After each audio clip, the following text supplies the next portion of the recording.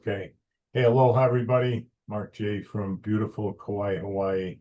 And I don't think anybody's ever been on a podcast or an interview where they haven't talked about how excited they really are. It seems to be almost a hackneyed cliche. In this case, it is not.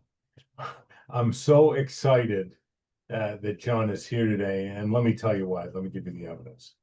Ditto. I met John a few years ago, around 14, 15, sometime in there, through the Master Key experience. And we may get into that a little bit later. But anyway, and John was a student. Now, I never considered myself a teacher. I considered myself a facilitator. But John was a student of the Master Key experience. And now he's become a teacher of mine. And I spent a little bit of time with him a couple of weeks ago, a week or so ago, and I'm still going over my notes, and he was interviewing me. And I think one of the great things in life is when the student and teacher appear in both bodies at the same time, and nobody cares about being on top or being the teacher.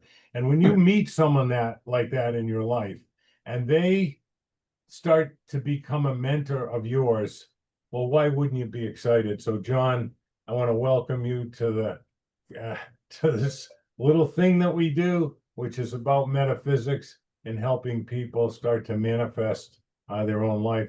And for those of you who don't know, if this is your first time listening, I want to define this word aloha for you. Alo means divine or spirit, and ha is breath.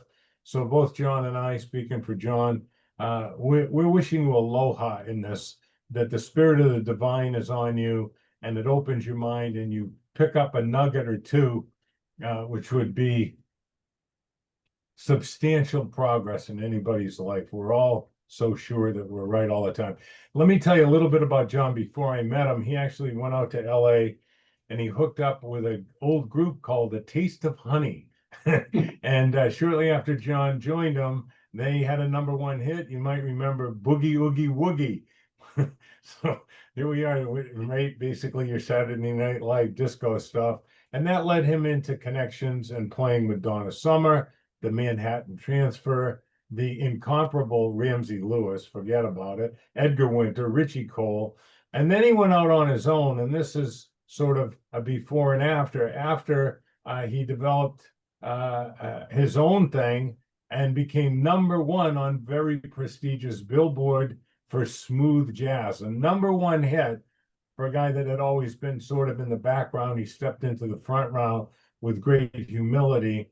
And from there, John's delight in seeing other people take pleasure, because let's face it, jazz is one of the last few art forms in the United States, especially with our artificial intelligence, even more of it's disappearing. So a real creator, and created for himself